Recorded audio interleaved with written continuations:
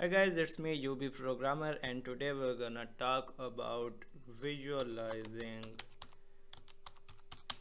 data frame in R with ggplot package or library, whatever you wanna call it, right?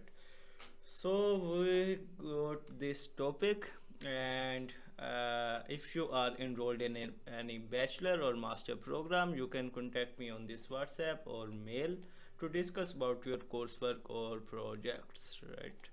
Let's get started with the topic, right? So first thing I have done is load our data frame. So that's our data frame we are working with in this lecture series, and then I will say load the package, and the package name is ggplot. How you load it? You just say ggplot, and it's better to include it in commas or quotation to make it that string. And let's just run this line, so you can see it's loaded without errors. But if you don't have installed it, you can just say install.packages, and then you just write this name, so it will just install it for you, right? I'm not gonna install it, I've just installed already, and I have loaded the package. So let's use, for now, for this lecture we will use qplot function of the ggplot, right? So what this does, right? So I will just say qplot, and what I want to plot, let's take, first of all we have to define the data. So just define the data whatever you are working with, and then you can choose your variables, right? So I want to plot let's say these cholesterol levels, right? So I will say x equal CHOL, and yeah, I'm done with it. Okay, so you can see you got your, let me just make it bigger. Yeah, so you can see you got your histogram distribution within just one line of code, right, for the cholesterol variable. Great. Let's, and you can do all type of customization with it, and this is just the basic function of ggplot. There are many more, right? We will talk about them. Let's say I want to use color as blue, right? You can say we got linings and stuff with the pink line. That's like how this function does. But if you just wrap it with the eye, it will just do the work for you, right? So you got the exact blue color. This eye function is just the requirement of this particular function. You don't have to always use it. It's just for how this function is being written in the backend, right?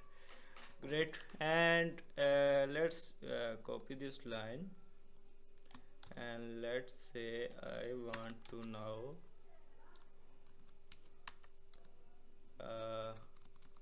x will be my variable, let's see, for male and female both.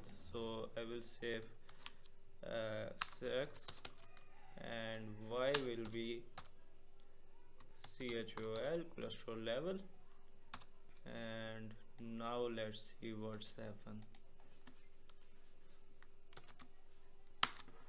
Okay, so you got plot as, so you can easily see that female tend to have more cholesterol than male. So how super easy is that, right? And you can manipulate size and other parameter also with this. Just use that eye to not allow qplot to mess with your parameters. And let's see now. So you got like huge balls, right? And let's also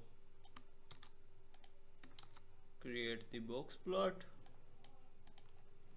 So if you want to know about more box plot, just leave out a message.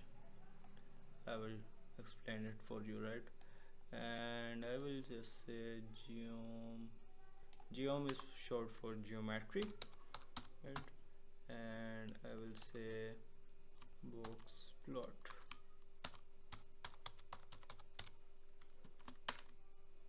And you got a box plot for female and male. So this is like you can say most of the values are lies between here and here for male. So these are values, and like these are the outliers, you can say, right? That's great, and I hope you like this function, which is like really basic. And one thing you can do is just put a question mark before that and qplot, and you will get all the description and usage about all this or you can say parameters which you can then change and do things. So you have like we have used geom, color, and many things. You can just give it a try on your own also, right? So that's all for this qplot. We will do advanced visualization from now on in our lecture series. I hope you will enjoy that. Thanks for watching.